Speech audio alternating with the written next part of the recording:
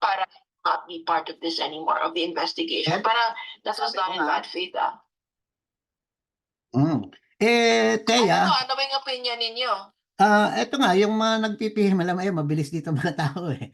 Ang sabi nung iba is parang target talaga kaagad ang SMNI. Why not other stations?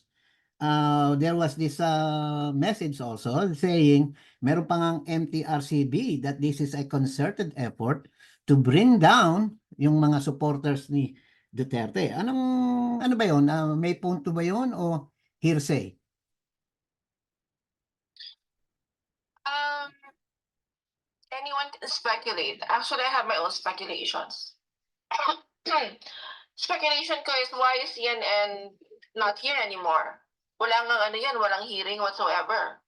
Nag-declare lang sila na, okay, we've been losing a lot of money. But I feel like there's more to it eh. I mean, there's more to the closure of CNN.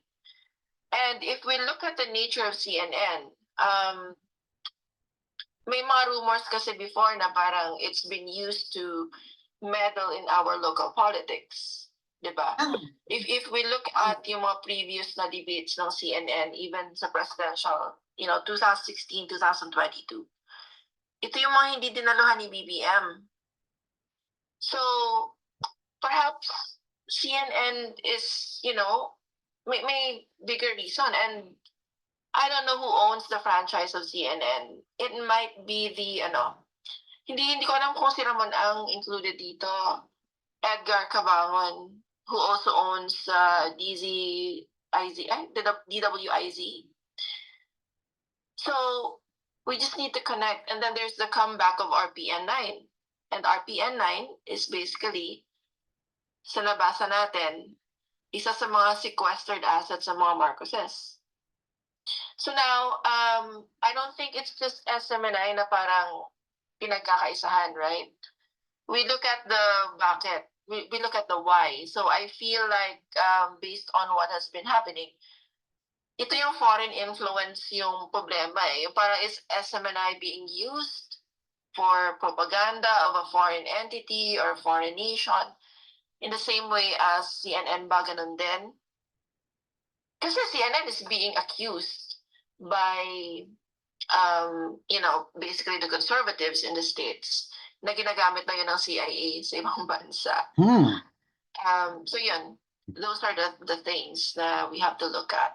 But of course, they can always say na hindi kami kumikita, we lost like 5 billion, pero napaka-abrupt. And then, we have to look at siguro the franchise owners of CNN. Ano yung next nila na venture? Then maybe we will understand bakit na-close down yun. CNN is a great brand. I find it hard to believe na, alam mo yan, hindi siya nag-earn. 5 billion. Nakagulat nga eh. Yeah. Ako naman, I try to compartmentalize yung opinions ko. Like for example, I personally, if Sarah will run, I will not vote for her. But at the same time, I do not agree. I will not vote for her because yung politics namin magkaiba. There are so many policies of the Dutertes na medyo hindi ako pabor. I'm more on sa mga moderate, right? So, but at the same time, I cannot just say na papasok yung ICC. Malaking regardless of who it is. Ito lang yung question ko palagi eh. Bakit ba wala nagpa-file? Bakit hindi nagpa-file yung government, authorities? Pagka mga human rights violations, sana state na yung nagpa-file niya, nagkakaso. Hindi na sana yun hindi na sana, alam mo yun, yung mga victims. Kasi sa states, it's usually the state that files. Kaya nga people of the Philippines versus whoever. Because it's a crime against the people. So I'm just wondering bakit, despite the overwhelming na mga evidence and testimony, bakit hindi pa nagpa-file? So are you saying, that our courts are working? Teya, are you saying that Okay, during the Duterte time, should it be the Solicitor General? Hindi naman, ano? Or should it be the Department of Justice ang dapat nag-file? If anything, base sa mga napapabalitang EJK na tinitira ni Trillanes, ni Leni Robredo, were they all ano yun, inutil? Were they all invalid? Were they all not doing not performing their duties? Yun ba ang parang sinasabi mo o what exactly? Kasi sa States, okay, sa Philippines kasi sobrang weird. Bakit ba, if it's a crime against people, I always wonder bakit yung person na aggrieved, siya yung nagfa-file when it's supposed to be the state. Prosecutor Kasi kagad. prosecutor sa states, di ba? Mhm. Sila yung sila yung mga district attorneys. Sila yung nagpa-file. Whether the victim wants to file or not, Yeah. it is the state that will file. Kunwari, domestic abuse or let's say theft, ganon. Kahit na yung biktima, sabi niya, oh, masyadong it's too time consuming. It's the state that files eh. You just go there as a witness or I don't know, mag-blend ng testimony mo. Ito yung problema sa Philippines. Bakit kaya wala tayong ganyan? When it's supposed to be a crime against the people. So, to answer your question, I'm baffled. Bakit? Well, do you support Trillanes' call for inquiry to EJK during Duterte's time? I started tuning into Trillanes like siguro mga nito-nito lang. Kasi before, hindi naman ako talaga active sa politics. And I actually did not tune into him. Yung problema kasi sa mga kay Trillanes and actually also the others, nahihirapan akong nahihirapan akong maniwala. Kasi I still go by, may ba to? May katotohanan ba to? Kasi ang tagal-tagal na niya. Las Cañas has been around for like years and years. 6 years, 7 years. Hanggang ngayon, nandiyan pa rin siya. He has the same narrative. I actually started listening to him and watching him. At ang dami niyang mga statements na na-corroborate naman ng iba, but at the same time, may mga bago siyang statements na parang, okay, bakit ngayon lang lumabas yan? Again, the question is, why are you not filing a case against private individuals? Diba? Yung president is a private individual na. So, yun yung question ko, I guess. About sa ICC, wala kasi talagang proof na andito na eh. Even si Boying Remulla, sinabi ulit niya na parang walang communication with, or walang balita, walang communication. Are we supposed to listen to the people na hindi man lang kayang mag-reveal ng sources nila or the DOJ? I mean, will the DOJ actually lie? So, yun. Okay. They have not lied about a certain individual who turned out to be a scammer. Diba? And you are referring to? Is it Trillanes? No. This is just a side comment. Oh, side comment. Okay, si Edward pala nakataas ang kamay. Go ahead, Edward. Kala ko natutulog ka na dyan eh. Chief, ang sistema kasi dito sa Pilipinas, halimbawa, pulis ako, napapatay ako ngayon sa inkwentro, legitimate. Ang sistema niyan, automatic may kaso agad ako. Babawiin yung baril ko, suspendito ako. Well, ang problema, kung walang lilitaw na witness laban sa akin, yung kasong isasampa sa akin ng piskal, malidismiss yun. Hindi ko eh. Ganun yung nangyayari sa mga pulis natin noong panahon ni Duterte. Kahit ngayon, nangyayari yun. Pagtanong mo sa pulis, ganun talaga sistema. Pag nakabaril ka, automatic may kaso ka agad. Babawiin yung baril mo, titisarmahan ka. Pag may lumitaw na testigo, magpo-prosper yung kaso. Pag walang lumitaw, wala. Tapos dito sa atin, automatic, pag criminal case, whether it be libel, slander, theft, automatic yan ang plaintiff people of the Philippines. Bawa ikaw, ninakawang kita, dinimanda mo ako, tinanggap ng piskal. Ang plaintiff doon, People of the Philippines versus Edward Tan. Hindi a-appear yung pangalan mo. Automatic People of the Philippines yun. So, is it possible na maraming kaso na nakaganyan at merong konting mga witnesses pero hindi lang nabibistan or hindi napapublicize to make Yung mga witness na ito. Even before, panahon ni, previous administrations, pag may mga ganyan na involved ang police, yung kamag-anak, bawa ako yung magulang, tapos nakita ko, mag-witness ako, tatay ako. Pero yung mga bystander lang sa tabi-tabi, tatahimik na yun. Pag tinanong, hindi namin nakita eh. Narinig lang namin, may pumutok. Kaya ang mangyayari, yung kaso ng police, automatic madidismiss yun. Walang witness eh. Ba? Parang yung kay sino ba yung batang pinatay, yung wala namang nag-witness dun eh. Ian De Los Santos. Nakakuha yung CCTV, di ba? Ayun, tiklo yung mga pulis. Pero yung na nagsasalta ron. So, itong halimbawa, no, let's say, for the sake of argument, si Trillanes, katulad ng sinabi ko kanina, Tetan wasn't here yet and I thought you were sleeping.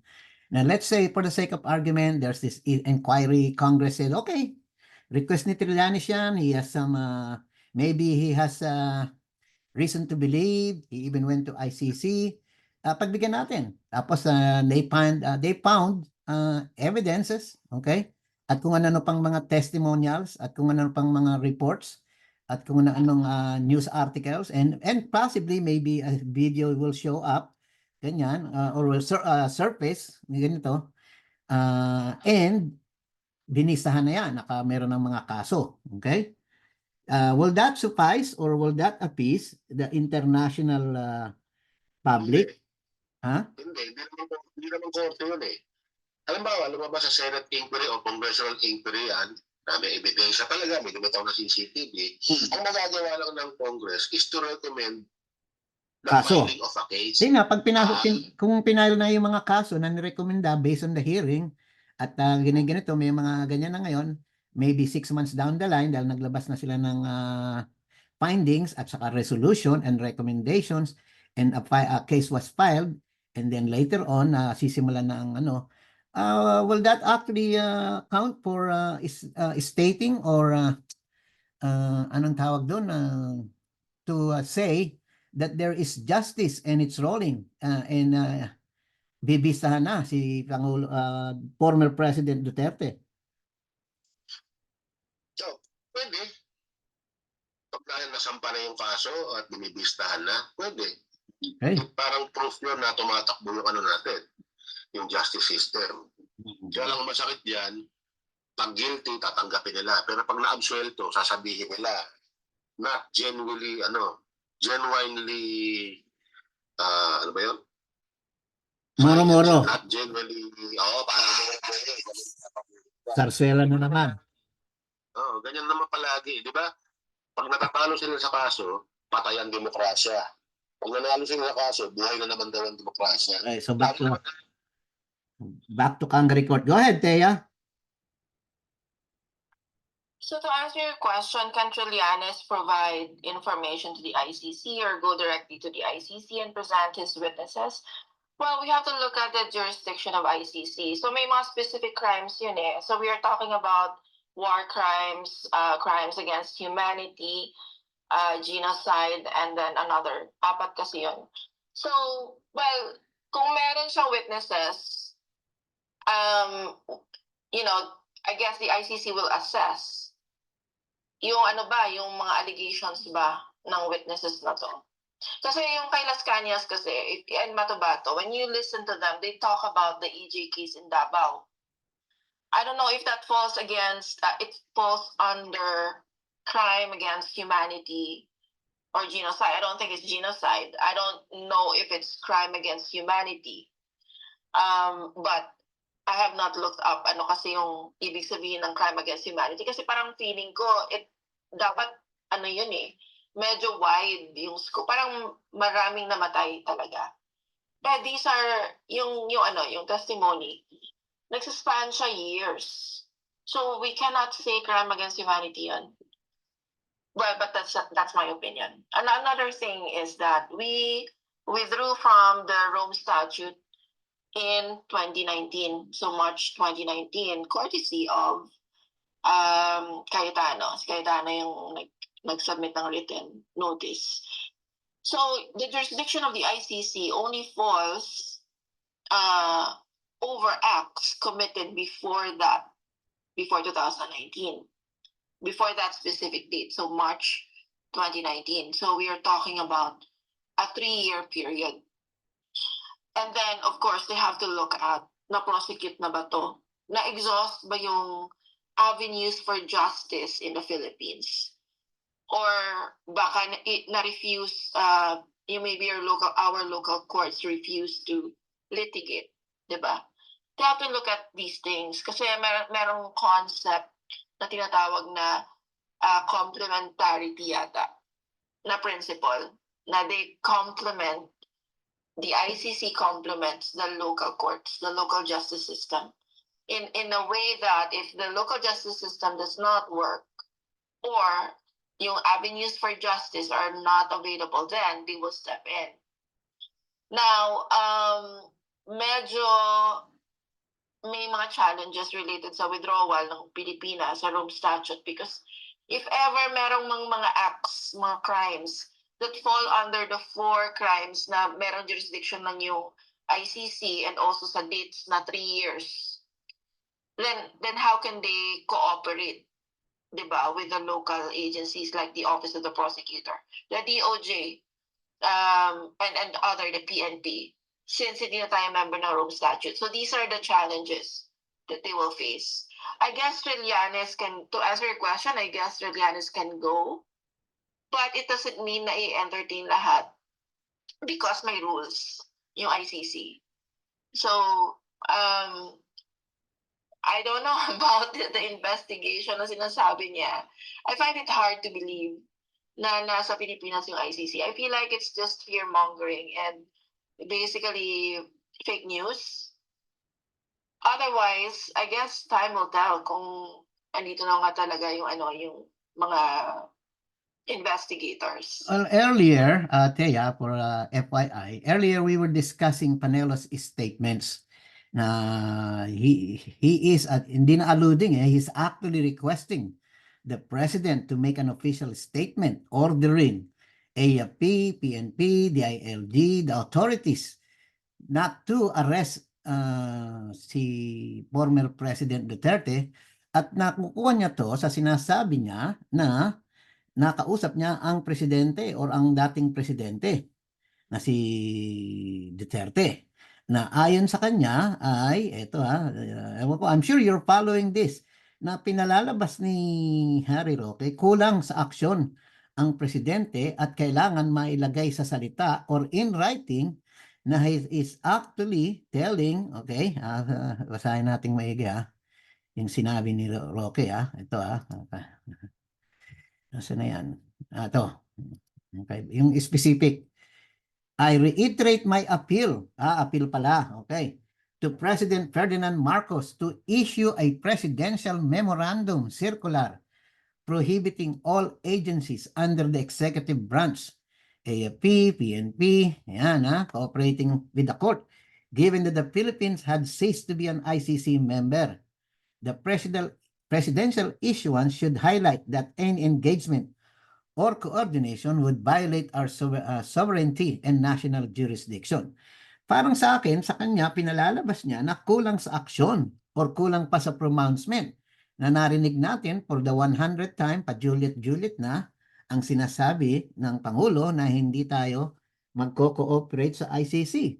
But here comes a lawyer who believes, based on his statement, dahil tinawagan daw siya ni Pangulong Duterte, ito based on intel, ito naman ngayon, based on intel, the former president informed me, so ang may intel, si former president, sinasabi to ni Roque, that he could be apprehended anytime, okay? Unfazed, he vowed that the ICC would never get him alive. Since he is already 80 years old, Tatay Digong would fight all attempts to have him detained and prosecuted in The Hague for alleged crimes committed in the Philippine territory. He would only submit himself to the jurisdiction of our domestic courts. Ikaw, Tea, nagsusuporta ka kay President Marcos at aware ka naman sa political stand at saka pronouncements at saka statements ni President Marcos. Kulang pa ba ang kanyang statements against the ICC? Naukulangan ka ba? O meron pa bang hindi malinaw sa iyong pagkakaalam? Hindi ako nakukulangan. Actually, nasasobrahan nga ako eh. The problem lang dito sa mga ICC na issue is that people do not know how to filter what is legitimate information and what is propaganda. Kasi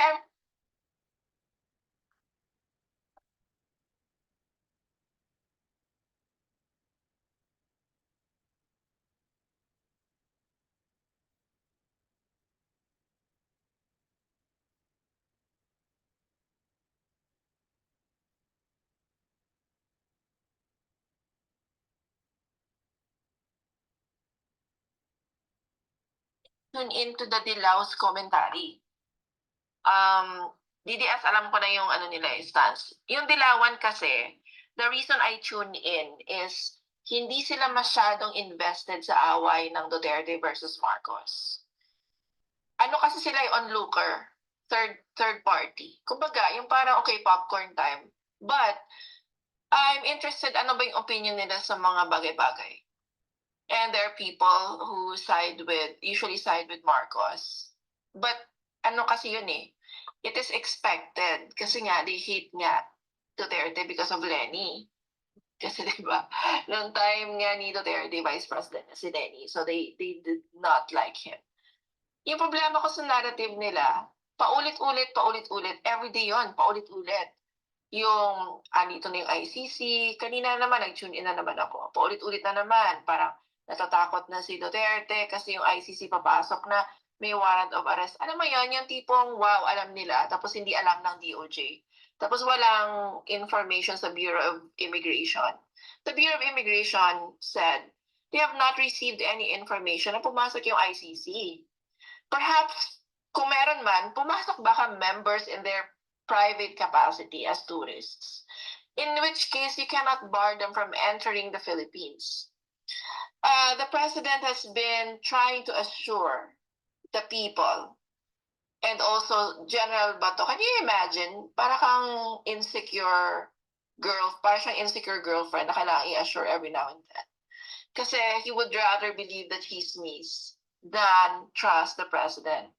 And so far, wala pa naman sinasabi yung presidente na iba eh. Like ever since, yung sinasabi niya since the campaign period, is still the same. In fact, excessive na yung pronouncement niya. So now, if you still choose to believe the yellows or to believe the noise, the propaganda, basically whatever is being peddled on social media, then that is your choice.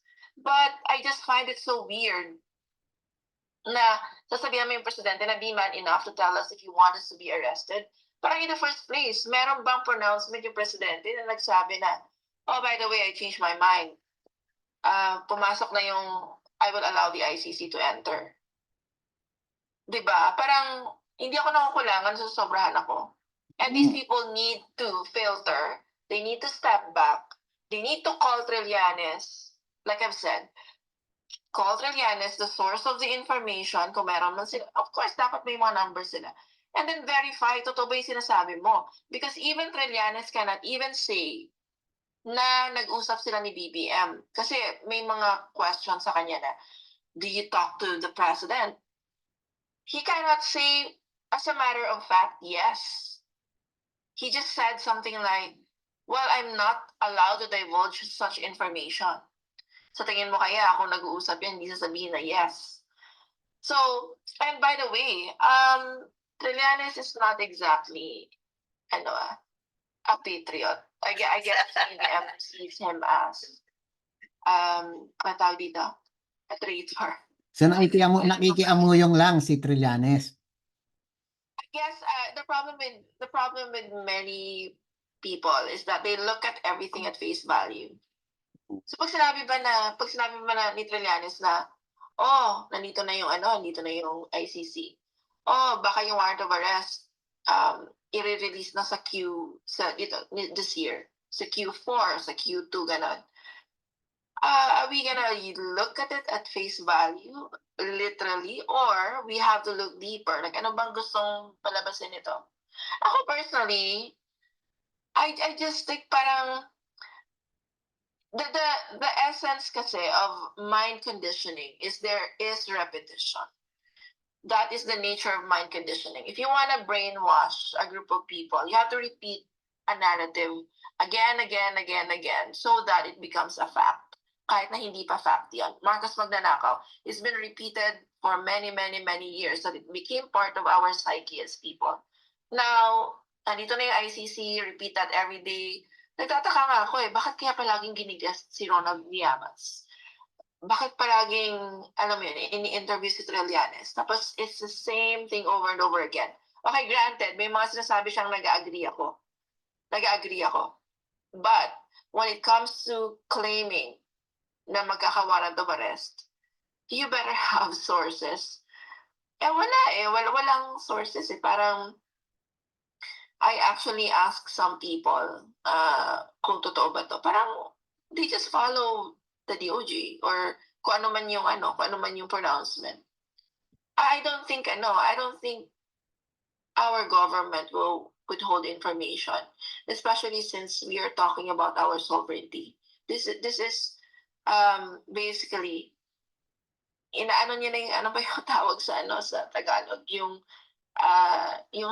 sovereign natin. They're trying to not meddle but infringe in our sovereignty. So I don't think they will be quiet about it if ever. Okay. Kanina nagtaas ng Norberto, pakinggan natin tong si Norberto Cercado. Go ahead, Norberto. Good evening. Good evening. Hello. Yes, good evening. We can hear you. Oo. May comment lang ako or parang opinion doon sa EJK kasi. Okay. Extrajudicial killing kasi yan So, ang parang term nila sa violation ni Duterte. Wala namang ganyan sa revised penal code or any special law. So basically, lahat ng killing talaga extrajudicial. So, ang judicial killing lang yung sa Silya Electrica yun.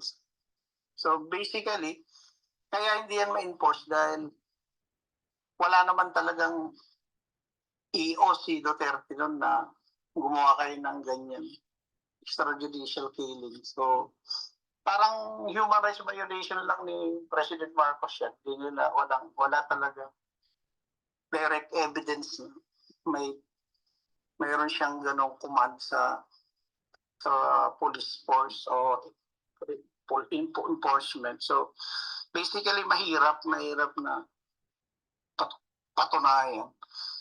When it comes naman sa ICC, lalong mahirap kasi iba yung crime doon Mas kailangan great yung number of EJK na cases kung tutusin. Kung i-add natin yung mga yon, magiging yung sa human rights against crimes against humanity, mas mataas yun. So, nakakapagtaka, paano makakapagkuha ng warrant of arrest? Parang medyo, it's political terms lang lahat siguro ito So, kaya siguro napapraning sila dahil parang nakikita nila it's a political maneuvering lang talaga. Kasama na rin yung ICC na yun. Yun lang yung aking opinion. Okay, thank you so much, Norberto. Bong, at saka si Dean, kung gusto mo magsalita, just pick up the mic. Go ahead, Bong. Yung sinasabi ni Kaya kanina, yung kasarilan at soberanya na di dapat pang imasukan ng ibang bansa. So, itong ICC, yung sinasabi nilang warrant of arrest, karoon na ba ng investigasyon? Kasi pag nagkaroon ng investigasyon, mag-notify yan, o kaya bibigyan ng silyado yan, na sealed, na magsisimula doon sa NBI, Department of Justice, sa police, katunayan na nangyari yung krimen na yan, para yan may sampa, at para pag may sampa yan, ay magkakaroon ng warrant of arrest. Kaya nga denied, hindi ba nag-denied, nagsalita na wala naman ICC. Kasi dapat pupunta ng ICC doon. Meron kami nakuha mga dito na ebidensya galing sa mga naratibo o na-imbestigahan namin tao. Paki-notify ito, paki-certify ito na totoo ito, lahat ito, bla bla bla. Unang-una, Department of Justice pagbibigay ng silyado na para katunayan na totoo yan, nangyari na yan, ganito yan, o yan, lagay mo papel dito, pag-aaralan lang, whatever, bla bla bla. So paano magkakaroon ng warrant of arrest?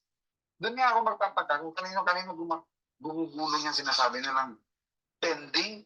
Sabi ko, ay di wow, meron palang korte na, ano kaya korte sa buong mundo at saka sa Pilipinas na pwedeng i-pending yung warrant of arrest? Meron pa ba? Pag may warrant, talagang ilalabas yan. Kaya natatawa ko sa kanila. Tawa ko kay tawa ganito yung kay Mark Lopez na pending ang warrant of arrest at any time, pwedeng ilabas. Pwede palang ganun na korte sa buong mundo at saka sa Pilipinas. Kaya natatawa ako. Talagang political circus ang talaga. Tama si Thea. Talagang lang to walang kapitulan, walang kapitulan. At hindi ka lang presidente na hindi makikipag bilo, maghihipagbigay sa kanila ng mga ahensya ng pamahalaan, hindi magbibigay. Kasi hindi magiging legit ang kaso kung walang koordinasyon sa bawat ahensya ng ating gobyerno. Okay, Walang ulitin. pinagkaiba dyan, nagkano dyan, nagmarites ka na lang. Marites, kung pumasok man sila dito na hindi sila magpakilalang opisyal o tourist, so paano magkakaroon ng opisyal ng investigasyon? Ay turista lang sila rin. Okay, may nag-message nito last, Bong.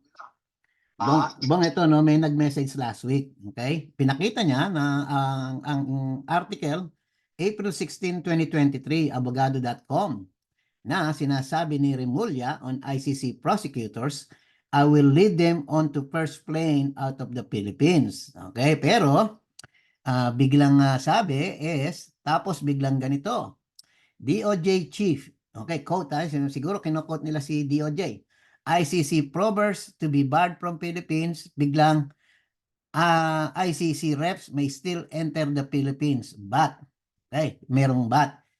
Yung sinagot nga ni Thea, okay, na sinusuportahan ko nga, na maari naman silang pumunta as a regular citizen at di mo pwedeng baguhin ng batas dahil galing sila ron sa bansa na yun, tatanggalin mo kaagad yung visa upon arrival. Okay. At binanggit ko na rin to sa isang space, no? Simple lang naman eh. Okay?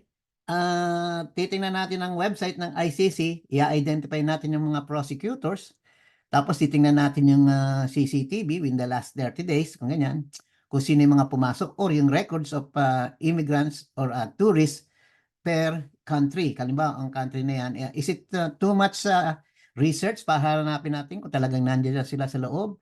O alam na nila yan, minamanmanan lang? Sino bang merong input dyan? Mari bang minamanmanan na nila? Kaya pinipilit ni kung sino-sino, binubulong nila na meron nang nakapasok. Pero wala naman tayong pwedeng gawin dahil they're acting as tourists of which they will only be given either a 14-day visa or a 30-day visa, kaya nakaalis na rin naman. So wala na, kaya maaring yun ang mga hugot ng mga bumubulong sa paligid ni former President Digong. Kung pumasok silang turista dito, hindi sila opisyal na nag-imbestiga o hindi sila opisyal na ICC na pumasok sa bansa. Para masisertify ng korte yun doon sa labas. Mhm. Tingnan na nila ng dokumento. So balik tayo talaga. Okay. So talagang walang kapupuntahan talaga ang balita ni Trillanes at saka ni Roque na meron na raw pending warrant of arrest. Warrant of arrest. Actually, sinabi ko yun, ano yan meron talagang ICC. International Chismis Chururut Court. Kasi, korte pa lang nagtutending ng warrant. Ngayon na ako nakarinig niya, sa totoo lang. Ngayon na ako nakarinig na pwedeng itending ang warrant. Meron, Bong.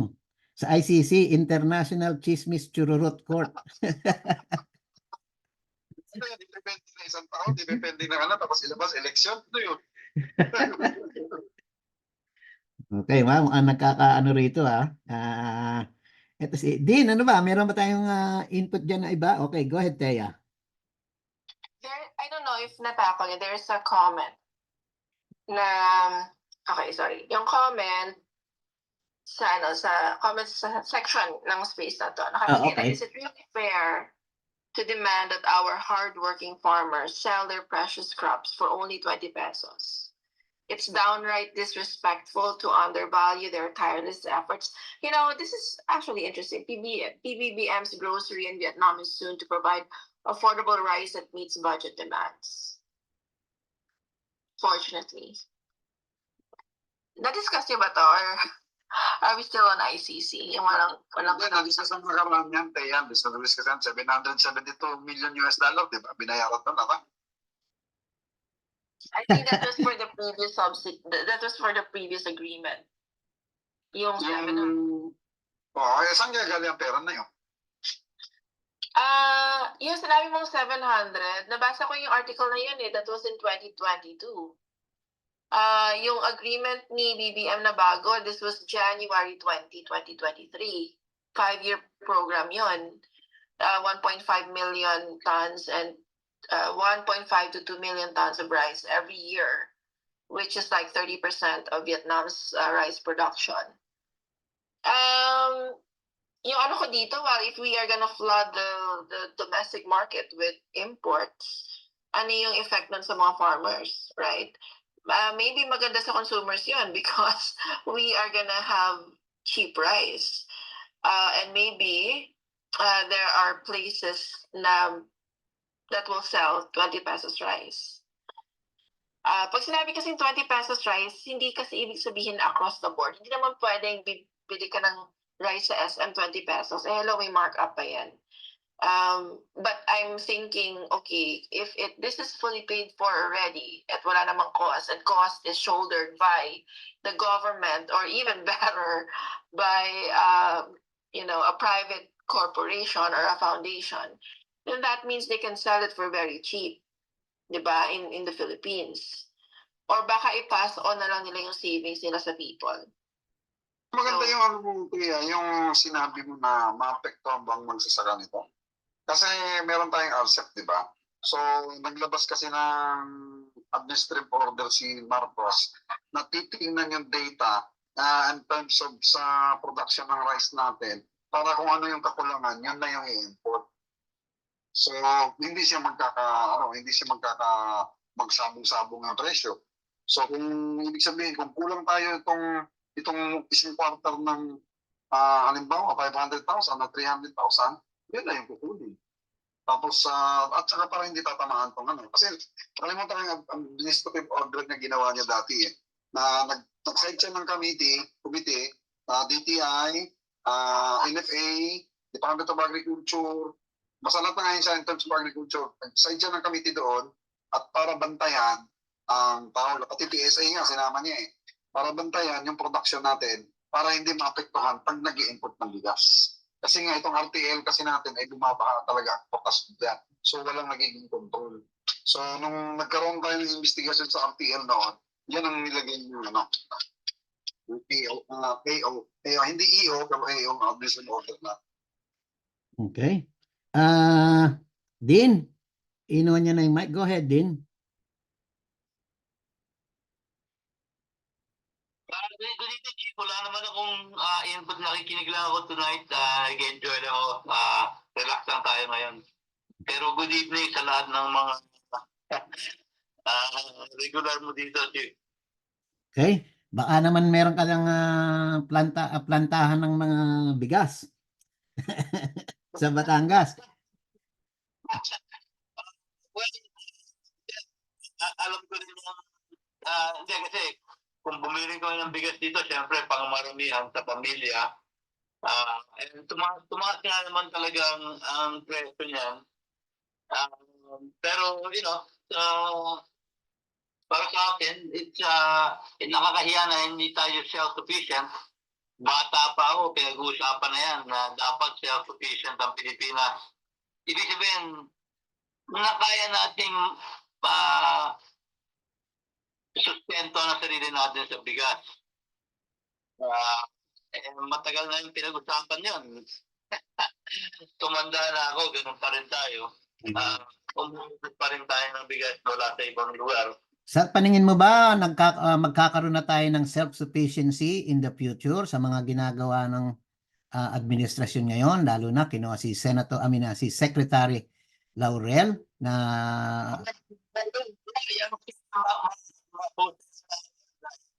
I wish him Godspeed sa trabaho niya, uh, uh, Mr. Laurel. I think marami namang humawak na ng posisyon na yan. I think slowly we're inching toward the dream of being self-sufficient in rice. Although siguro masaya na rin tayong bumili sa kabila. Yung mga bansang katulad ng Thailand at Vietnam, they've really done very well. And no reason na hindi natin kayang gawin din yun. At some point, di ba? Kaya naman natin yan. Pare-pareho lang naman yung mga... Although yung mga lugar na may mga advantages din dahil hindi naman tayo... Our archipelago is not exactly ideal for mass rice production. And dami-dami na rin natin. 110 million na rin tayo. But... Hey, Chief, let me give the mic to somebody else. Ano lang ako, nakikinig lang ako, like I said. Okay, before I turn it over to Thea, basahin ko lang tong article sa The Diplomat. Okay, no, the Asia Pacific. Ayon kay James Guild of February 7, 2024, ang sabi niya, why Vietnam agreed to supply the Philippines with rice for 5 years. The arrangement is an encouraging example of Southeast Asian solidarity and regional self-sufficiency. Yun na lang, hindi ko nababasahin yung iba pa. Maganda ang tinutukoy dito, magkaroon ng solidarity ang Southeast Asian nations, okay? And regional self-sufficiency. Go ahead, Thea, and then Bong. So share ko lang, yung family namin, we actually plant and produce our rice. Until, ngayon din, pero through tenants.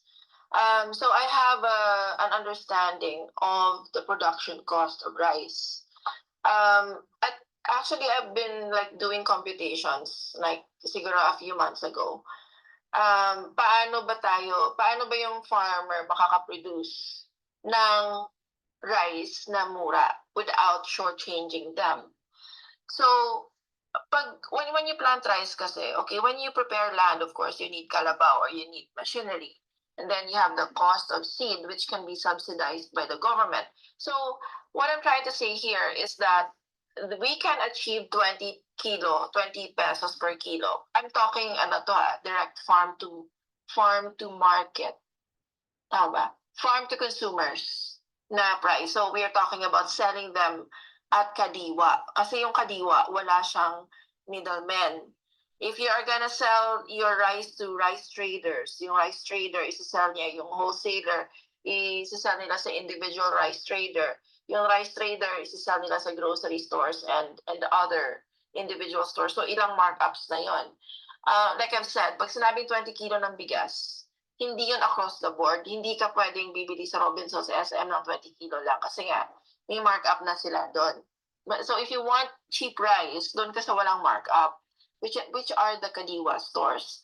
I'm not so sure kung ano na yung status ng Kadiwa stores natin, but the last time kasi I looked it up, there was a plan na every municipality sa buong bansa ay may Kadiwa store. I'm not sure what happened. By the way, I don't follow that particular news.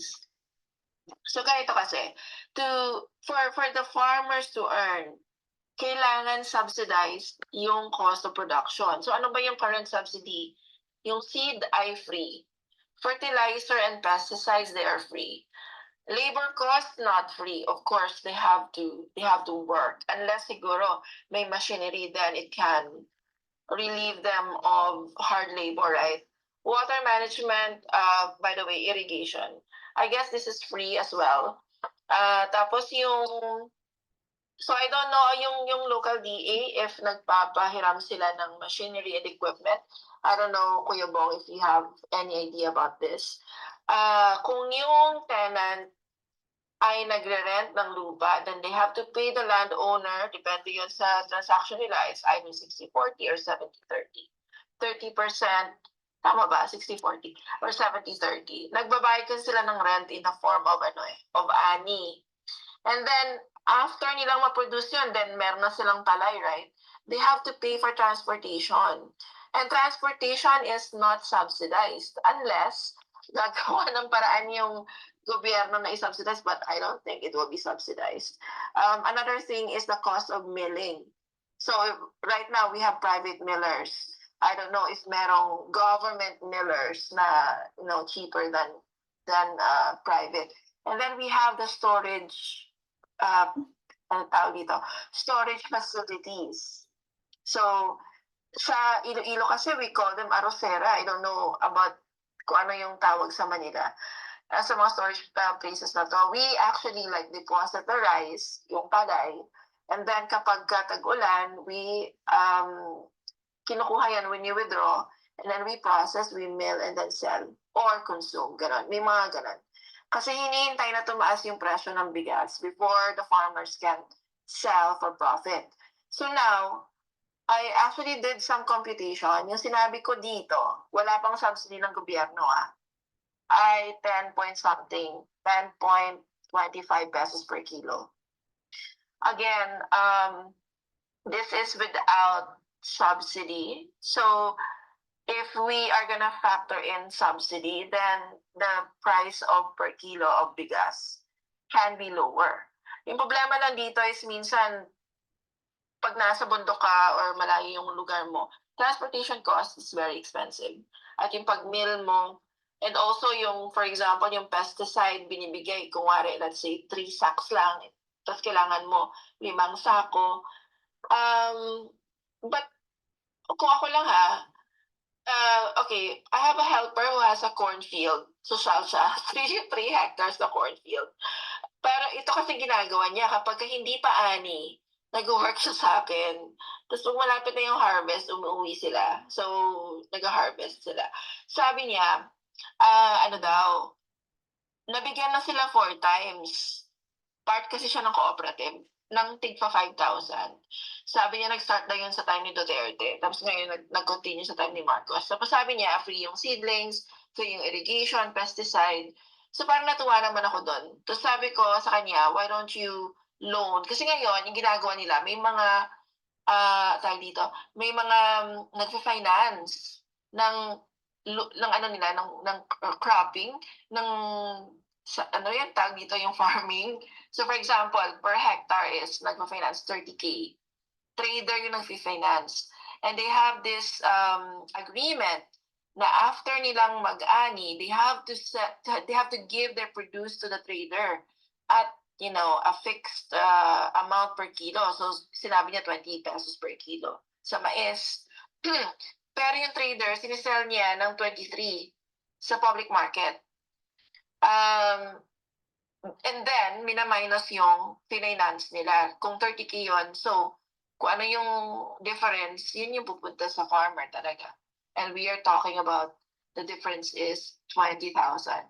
So isang hectare yun So, sabi ko grabe, luging-lugi yung farmers dito. So, I guess yung kailangan gawin ng gobyerno dito is extend a loan, credit line, para hindi na pumunta yung mga farmers sa mga traders. At by the way, kapag ka-finance yung nila, yung crop nila, cropping, ano ba tawag doon?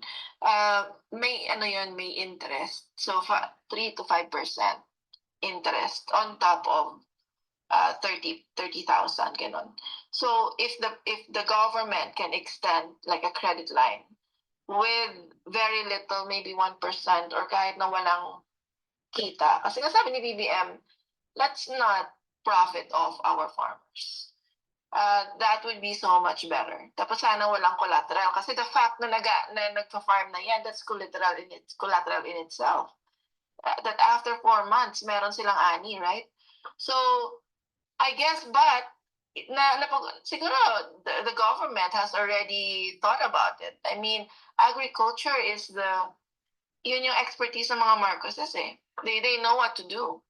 So I think if we are gonna increase our production, we can meet the demand of our population. But right now, we have 5 years worth of imports from Vietnam. Okay. Bong, go ahead. Bong? Yung sinabi ni, meron na tayong ngayon, Mr.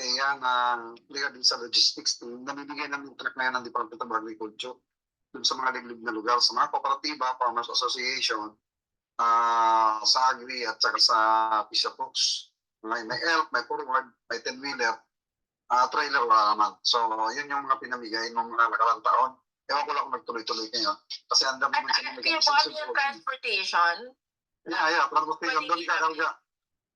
Pwede nga kami, nagbabayaran lang doon yung driver at saka diesel. Yan lang. So, yun lang wala. Kaloka, do we live in a socialist society? Puro sa Tapos, yung yung sinasabi mo na middleman ang umakawak sa gilingan, meron na tayong yung sinabi ko, binanggit ko kanina, yung rice processing center na, yun nga, may napost kanina ako dyan na sa Isabela is 184 million. Ano pong rice processing center? Depende kasi sa pangangailangan yan eh. Sa isang lugar, kung gaano kalaki yung production ng rice. Kaya sa Cotabato is 35,000 hectares doon. Kaya nilagyan sila ng rice processing center na worth 633 million. So ano to? Ito yung palay na pag inani mo, inarvest mo, lagay mo sa sako, ilagay mo ngayon siya doon sa rice processing center. In 1 hour, kaya niya magpatuyo ng 15 tons. Pagkatapos nun, gigilingin naman yung 15 tons na yon within 1 hour din. So in 2 hours lang, na 15 tons mo, bigas na ang paglabas nun. Yun yung bagong makinarya ngayon na pinamudmud ni Bangulong Bongbong Marcos na matatapos yan by 2027. Kaya nga nangako siya in 2028 o 27, maging medyo rice sufficiency meron na tayo, no? Kasi hindi na ang mga magsasaka hindi na magpapagiling doon sa mga rice mills na pag-aari ng mga malalaking kumpanya. So, mga middleman, kung hindi dito na, ay babayad naman dyan kasi subsidiya yan, binibigay yan sa kooperatiba at saka sa local government. Magkano yan, may angkong sa tomato, local government, kay gobernador yan. Tapos, kung depende, kung magkano gagastusin dyan, at kung magkano ibibigay na pwedeng bayad bigas, pwede mong, kunwari, ang 15 tons mo, ay napalay, ay nag-iit dyan, halimbawa, mga kasi 60-40 yata yun, 70 tons, o 7 tonelada ng bigas, o 8 tonelada, pwede mo siyang ibenta, pwede mo ang benta kalahati, pwede mong ibenta sa kanilang kalahati, dadali mo yung kalahati sa bahay, para ikaw na rin mag-distribute, ikaw magbibenta. Depende, kung ano yung pambayad mo, pera, bigas, nasa sayo na yun, doon sa paggiling. Kaya yung naman, yung ngayon kasi medyo nahinto ngayon ng pamimigay ng abono at saka ng pestisidyo. Abono at saka yung subsidiya sa diesel. Kasi may mga diesel, may mga pakturan ba yung kooperatiba eh. Nahinto siya kasi nag-upgrade ngayon yung RSPA. Ano ba itong RSPA? Itong registry system na basic in agriculture. Dito malalaman kung sino yung tenant, kung sino yung may-ari ng lupa, kung ano yung sinasaka mo, palayan ba, sagingan ba, tawag ka nito lahat. At saka dito rin nagbibigay ang gobyerno para doon sa mga loans. Kasi meron kasing ibang tenant lang na hindi pwedeng bigyan ng loan, pero mabibigyan sila, mag-form kayo as Farmers Association para mabigyan kayo ng loan. Kaya hindi siya pwedeng individual. So depende sa pangangailangan nila. Ngayon, pag maganda yung ang na-release ata last year, 2023 as record ng Land Bank is nasa 772 million. Million o billion? Million ata? Million pesos ang naibigay ng loans sa agriculture na walang walang collateral. Agad ngayon kasi walang collateral, walang tubo. Basta kaya mo magbayad ng may kapasidad ka, bibigyan ka ng pera ng gobyerno. Kagandahan pa nito, sinasama pa nila yung seminar bago ka bigyan ng loan, sinasama nila financial literacy. Yun ang kagandahan doon. Mag-aaral ka, bibigyan ka ng program na 15 to 20 days ata para malaman mo kung paano mo gagamit yung pera. At paano yung accounting, management, lahat, para hindi mawaldas yung pera. Kasi dati-dati kasi, yung panahon ni Gloria, yung tinatawag natin na 3-piece ba yun o 4-piece ba yun? Hindi yung pangtawid guto sa pangpamilya. Naalala ko yun 3-piece ba yun o 4-piece ba yun para sa pangkabuhayan. Binibigyan lang ang pera, wala nang pakialam ang gobyerno. At ang pera na sayang kaya ng panahon ni Gloria. Talagang walang pakialam. Kung ilan ng mga loan mo, 5,000, 10,000, 12,000, bahala. Ngayon, binibigyan ng seminar ng plan. Kasi kalimitan kasi sa Pilipino, sakit ng Pilipino na pumapasok ng loan pambayad ng utang. Ngayon, sinisiguro dun sa sa estado o tayong gobyerno na itong taong ito na pag naglulo na hindi niya pambabayad sa utang kundi gagamitin mismo doon sa kanyang palayan, sa kanyang sagingan, sa kanyang kapehan, sa lahat kung ano man yung merong produktong meron siya. Yun yung sinisigurado ngayon ng government. Kasi kalimitan kasi yung iba kasing magsasakang natin, nagluloon sila para bayad dun sa utang. Tapos mangutang naman sa kabila para bayad dun sa utang. Walang katapusan. So hindi matatapos. Yun yung iniiwasan nga ng Estado na hindi magkakabit-kabit ng mga utang ng mga tao. Kaya nililinis nila. Kaya tama din si Mestea, yung finance. Kaya nangyari na rin, ginawa ko na rin dati yan nung araw pinasagulay, pinasasaging, puro finance, tapos 50-50 kami ng labas ang gastos. Labas din yung puhunan na ginawa ko. Tapos kung ano man yung natira, hatiin pa namin yun. Depende yan sa laki. Kung puhunan na binigay mo, laki ng production na kaya mong logo.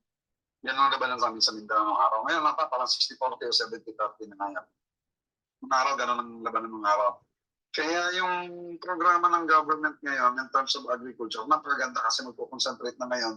Yung nabalitaan ko dati, na pag natapos tong mechanization nationwide, ang kita sa RTL ay ang rice tarification law ay pwede nang gamitin para doon magtayo ng sariling silo. Yun yung sinasabi ng Ministerya na pag may silo, yun yung imbakan na kaya mag-imbak dyan ng 50,000 metric tons, 30,000 metric tons, isang silo lang. Kasi pwede mong ma-seal dyan pwede mong ilagay dyan ng bigas, silyado siya, o hindi siya malagyan mo ng konting pestisidyo para hindi siya mananambukbuk, whatever, kung ano mga mites o mga termites o mga ano dyan, mga insekto na pwedeng pumasok. Yun yung plano ng national government at ni Pangulong Bongbong Marcos kasi nagpagawa na siya ng feasibility study niyan at magkano ang halaga. Ang isang silo kasi ay nagkakalaga ng 10 hanggang 15 bilyones. So napakalaking pera ang kailangan talagang ilalabas diyan para hindi ko gumawa ng dams kasi ang dams kasi ang mega dam ay nagkakalaga ng 15 hanggang 20 bilyones din. So yun yung pinag-aaralan kasi last year ang kita kasi natin sa RTL is nasa 13 billion lang. So kailangan talaga magpo-provide muna itong mga magsasaka para habang nakita ko yung ginawa niya ngayon na malengke sa Vietnam para mag-stabilize lang ng presyo at hindi magsasabong ng presyo ng local natin at saka ng imported para yung rice tarification doon magamit ito para doon sa silo kasi mas maganda kasi talaga merong silo kasi pwede kang magtago ng bigas dyan good for 6 months, 1 year or more than a year pa bago mo siya isako para doon ilagay mo sa bodega. Kaya gusto ko yung gusto ko yung patupad yung agro-terminal bill yung Kadiwa bill na yun, ng agro-terminal 3957 kasi 25 billion pesos per year ang budget sana nilalaan dyan. So nandyan na yung warehousing, nandyan na yung palengke, nandyan na yung cold storage. Kasi lahat kasi ng palengke ngayon, walang cold storage. So yung mga gulay mo dyan, talagang nabubulok siya. Pati yung lalo, patatas, pwede naman mag-problem sa cold storage yan ng almost a month. Siguro nga, inaabot ng 3 buwan yan Sa cold storage namin nilalagay, sa refer. Puting carrots, yan, matagal ang buhay niyan. Patatas, carrots, repolyo, Chinese pecha, cabbage, kamatis, lalo na kamatis, nagtatagal din yan sa refer. So yun yung kulang talaga na dapat yung binanggit naman ng Pangulo na meron siya gagawin niya, bubuuin niya ang supply chain, doon ako natuwa. Kasi yun talaga ang walang nito sa atin sa Pilipinas, ang supply chain. Baka yung magsasaka, production, kasi ang bigas kasi, ang palay kasi is agriculture. Pag ginawa mong bigas yan is industrial, pag ibenta mo yan, merkado na. So kung mahawakan ng tatlong yung tatlong supply chain na yan at nabuo yan at magsasaka nga hawak, yun yung panahon na bababagsak talaga ang presyo ng bigas, gulay, karne, lahat babagsak. Kasi wala nang middleman, wala nang kapitalista, wala nang magpipinance, kundi kooperatiba ng mag-ahari. Very good, Bong. Bigay natin kay, very good, Bong. Thank you. Te Clara and then Thea. Go ahead, Te Clara. Magandang umaga sa inyong lahat. Kasi sa lahat ng pinag-uusapan nyo, nabuo sa isipan ko kung ano talaga ang mangyayari sa supply chain and ang pag-angkat ni BBM for 5 years sa Vietnam. This is the thing na naisip ko, no? So while yung gobyerno inaayos yung supply chain, at hindi yun overnight because time of the essence at saka sabi nga ni Bong 5, 10 years, 20 years lahat yan. Lahat ng mechanization, lahat na kailangan sa work in process to produce na murang bigas na kayang supplyan ang mamamayang Pilipino. But then, ngayon, ang ginawa niya kasi ang problema ng mga mamimili sa bigas ay yung rice cartel.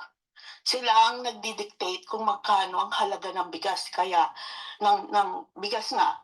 So what he did, binili na niya lahat ng bigas sa Vietnam para at while the government is in work in process para makapag-produce ng murang bigas at the same period, may darating na bigas supply from Vietnam na ang gobyerno ang magdi-dictate kung magkano kasi siya ang bumili. So walang kalaban-laban ng cartel doon kung meron pa mang cartel ng rice. So ngayon mababalanse ngayon until such time na mabalanse yung presyo at at the same time magsasalubong yung work in process na matutupad na sabi ni Bong mga sa 2028 magbabalanse na yung presyo ng bigas. Yun ang nakikita ko eh. So ang standby yung importation natin because ang point nga niya is to stabilize rice supply pricing. Yun ang kanyang goal, kaya tayo mag-i-import ng sa Vietnam for 5 years to stabilize nila. Hanggang mag-stabilize na yun, mag-aabot-abot sila at a certain period na handa na yung mga kailangan ng farmers natin, meron ng mechanization, meron hanggang dumating tayo na nasa silo na yung ng product ng bigas natin. Yung naiisip ko that's a brilliant idea. Meron kang buffer stock, sasalubungin mo yung work in process at a certain point in time, pag nagsalubong siya, ayun na, stabilize na yung presyo ng bigas. Yun ang nasa isip ko. Salamat po. Thank you, Teklara. Go ahead, Thea. Actually, what I appreciate about BBM is he always, siya forward thinking. Tapos, he's also a fan of data-driven agriculture. Kasi yung problema, I guess I read up on this like a few months ago. Hindi kasi updated yung data natin sa agriculture. So kung hindi updated, like how do we know ilang percentage yung i-import natin na bigas, right? Hindi kasi pwedeng mag-i-import tayo ng 50% kung yung kailangan natin 20%. That's a lot of rice to be imported. At hindi na siya nakakatulong sa local producers, sa mga farmers natin.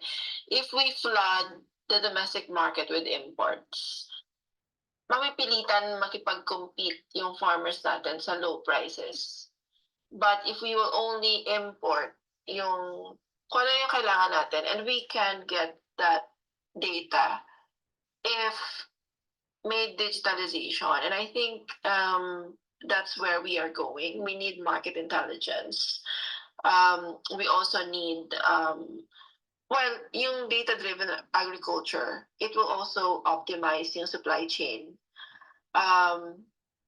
Basically, it will tell us kailan ba yung cropping, kailan ba yung harvest, so that we can arrange the logistics and also make sure. I don't know kasi ngayon kung paano nagko-collect yung DA ng data. Hindi, mano-mano ba to? Yung parang pinapa-report ba nila yung mga magsasaka sa DA na ito, ilang sako ng bigas ilang sako ng pala yung harvest mo. Kasi how do we know kung ano yung inventory natin ng bigas na available if mano-mano siya, di ba? And also demand is interesting kasi nga, well, it goes with the increasing population of the country. So I like the fact that BBM is really gunning for digitalization. At sana, and by the way, may mga issues sa mga farmers na sabi nila, oh, nagbigay yung presidente ng, let's say, 10,000 pesos. Pero yung nakakarating sa amin, 5,000 na lang kasi ang daming kupit. May mga ganun silang reklamo. Of course, assuming lang sila. Usually kasi mga ganun eh. Wala naman silang proof. But I think that there is a move as well to digitalize even yung pag-transact, pagbayad ng, let's say, PhilHealth and whatever sa, dito sa Pilipinas.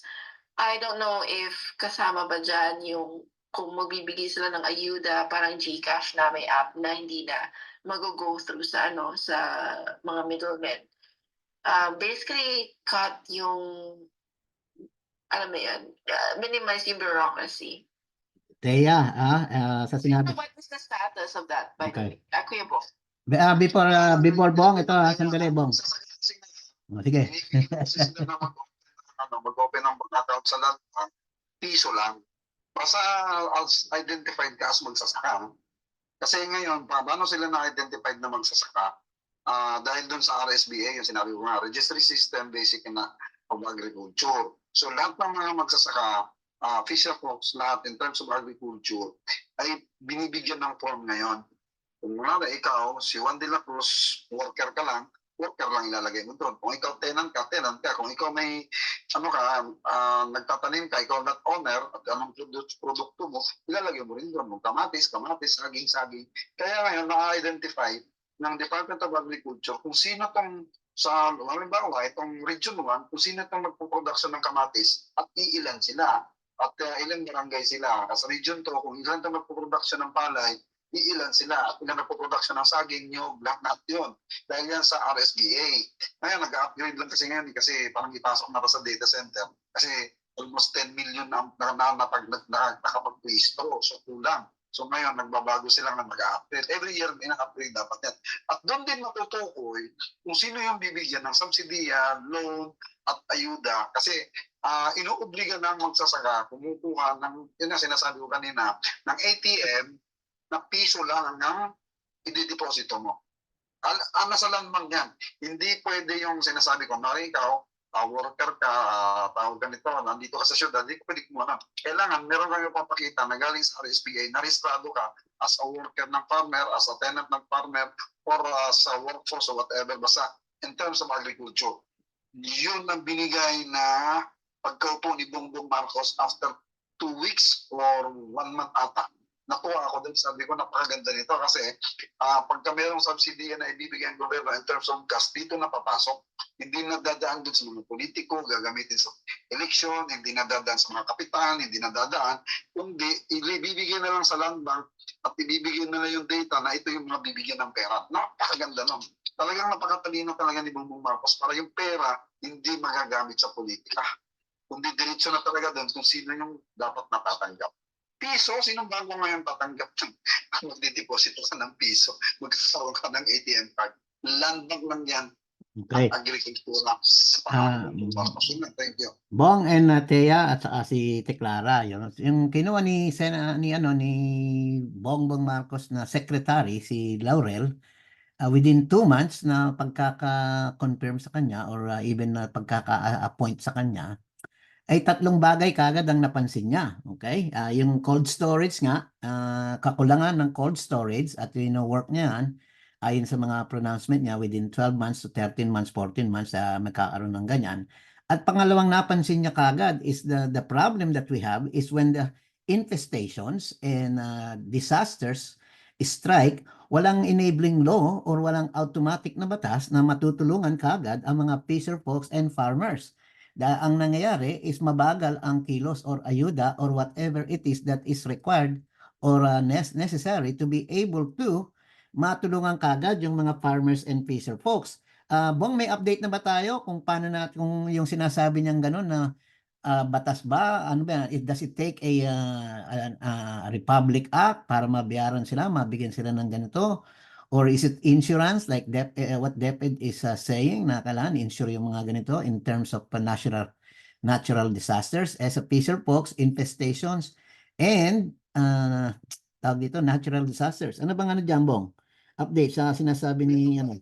Siya ng na tinatawag na Philippine Crop Insurance Corporation. Mm, Government estado yan, ha? mm, Kung ikaw na, kagaya nung sinabi ko nga, RSBA, nakarehistro ka na sa RSBA, at meron ka na lahat, kumpleto ka na, narehistro na lahat ng pananim mo, at itong pananim mo, dadalhin mo ngayon yan, i-rehistro mo na ngayon sa Philippine Crop Insurance. Wala kang uhulugang piso doon. Kung magtanim ka ng palay dyan ng 1 hektarya, dadalhin mo yung sertifikado mo o yung form mo na process na sa Department of Agriculture, dadalhin mo ngayon yan sa ahensya ng Philippine Crop Insurance Corporation at i-rehistro mo ngayon yung baboy mo, yung baka mo, yung manok mo, yung kambing mo, yung palayang mo, yung nyugan mo, yung kapihan mo, lahat ng pinagkukunan mo ng income in terms of agriculture. Pag kaya nasalanta at na-assess yan ng Philippine Crop Insurance at magkano ang damage na pwedeng bayaran nila, babayaran ka is nila. there a insurance premium that they have to pay para Wala ka bayaran ng pisong duling. Wala. automatic? Iparehistro mo lang yan doon. Kasi Oh, state okay. yun ang pag-aari ng gobyerno yan. May Mm, budget yan taon-taon ng national government. okay. Dito naman tayo sa mga notifications. Ma'am Thea, pag si mayor or politician ang trader, no choice ang mga no choice ang mga farmer. Kay RBS yan. Kay incremental change, ito naman. GCash is good idea. Oh yes, land bank is better. Yun, sabi niya, na sumasang-ayon siya. Ito pang sabi niya. I think they are also doing something about permit of hoarders. Ayan ang sinasabi niya. Tapos ito namang isa, tingnan natin to kay Charlotte Daniels. Groundbreaking held for Isabela Rice Facility, yung sa question ni Pia. Kaya pala sabi ni Pia, good job. Okay. At ito naman, si Incremental, what a great idea from info from Bong.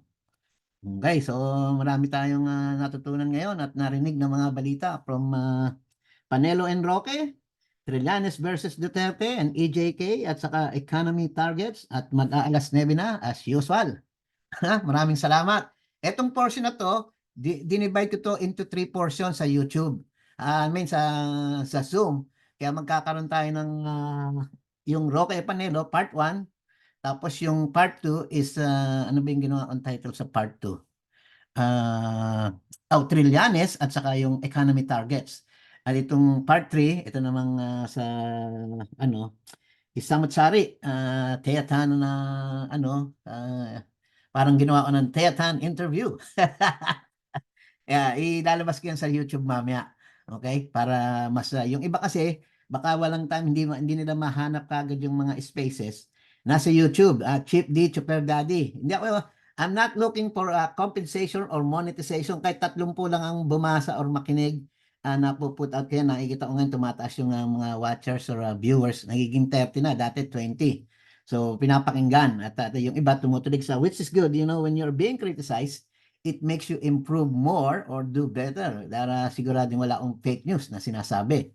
Okay? Yun lang. Maraming salamat. Magandang gabi sa lahat ng mga pumasok at sa lahat ng papasok pa. Bukas, ano kaya ang ating title or topic? Just send me a message. Yung nagsabi na Marcos versus Marcos, I invite you to at least tell me kung sino pang dalawa ang interested na sumali. Dahil kung wala namang interesado at ikaw lang mag-isa, tayong dalawa na lang, mag-usap tayo, pwede naman sa Zoom. Anyone could challenge me, Zoom interview or Zoom debate, ano lang, pwede naman ako, nandito lang ako. Maraming salamat, magandang gabi at susunod na muli.